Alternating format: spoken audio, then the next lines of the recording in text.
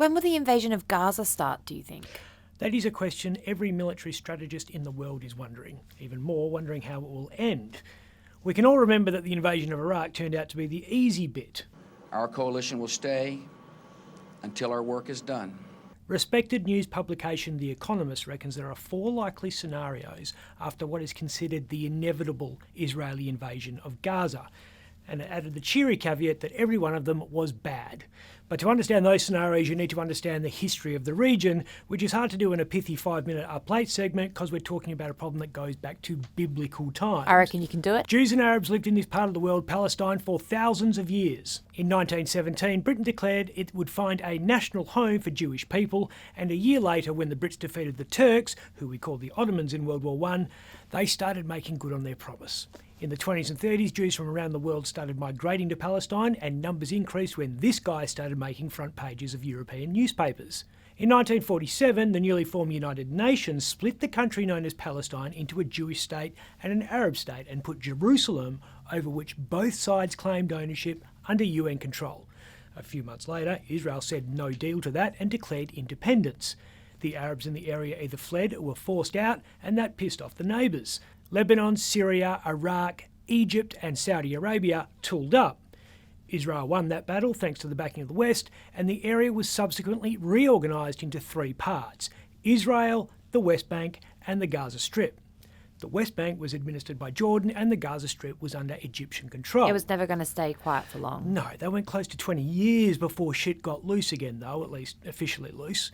In 1967, the Jews and the Arabs were again going toe-to-toe. That war, which lasted 6 days and was given the imaginative title of the Six-Day War, was won by Israel, which captured the West Bank, Gaza and grabbed a slice of Syria known as the Golan Heights for good measure. We went about another 20 years before it officially kicked off again. Yasser Arafat was the leader of the Palestinian Liberation Organization. We know it as the PLO. Arafat coordinated the first Palestinian uprising, which ended in '93, when the world's most famous cigar smoker brokered a deal. 7 years later, the PLO had another crack at self-determination, and by 2005, Israel had had enough, withdrew from the West Bank and Gaza. A win for the Arabs. Then we encountered a new problem caused by democracy.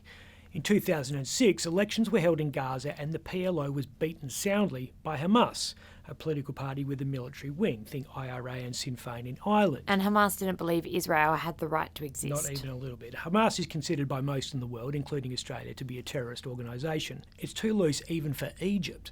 Cairo and Tel Aviv both imposed blockades on Gaza that limited the movement of goods and contributed to poverty in the area.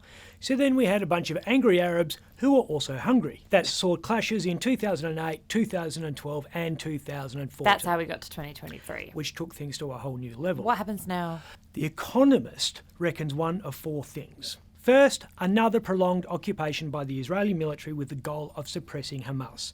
That's promoted by Israel's hard right. They never wanted to concede Gaza in the first place because it's part of what they say is the biblical home of the Jews. The problem with this scenario for Israel is it's very expensive. Gaza is tiny, but home to 2 million people, and Israel would need to administer services to them. Protests against the occupation will inevitably turn violent, and Israeli warning shots will inevitably start hitting people. Second option is Israel gets in and out fast, decapitates Hamas and then goes home. Issue there is the Middle East has a rich history of extremists filling political and military vacuums.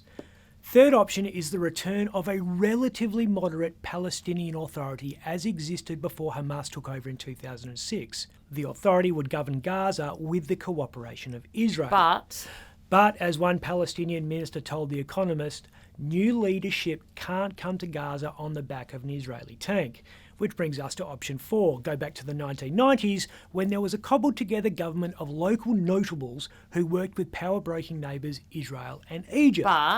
But we don't know which leaders in the region could win the support of the people of Gaza. So 4 outcomes, all of them bad. Not as bad as the 5th possible outcome, which The Economist didn't consider, but the New York Times did. If Tel Aviv is seen as being too punitive in its revenge for Hamas's recent slaughter of civilians, beheading of babies, then the pro-Palestinian militia in southern Lebanon could start openly attacking Israel. Israel knows that while Hezbollah is based in Lebanon, it's actually controlled by Iran.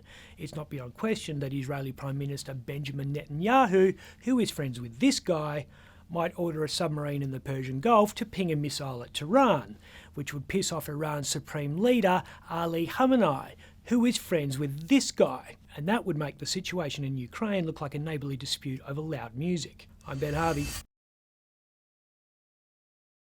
For more update, click the subscribe button below.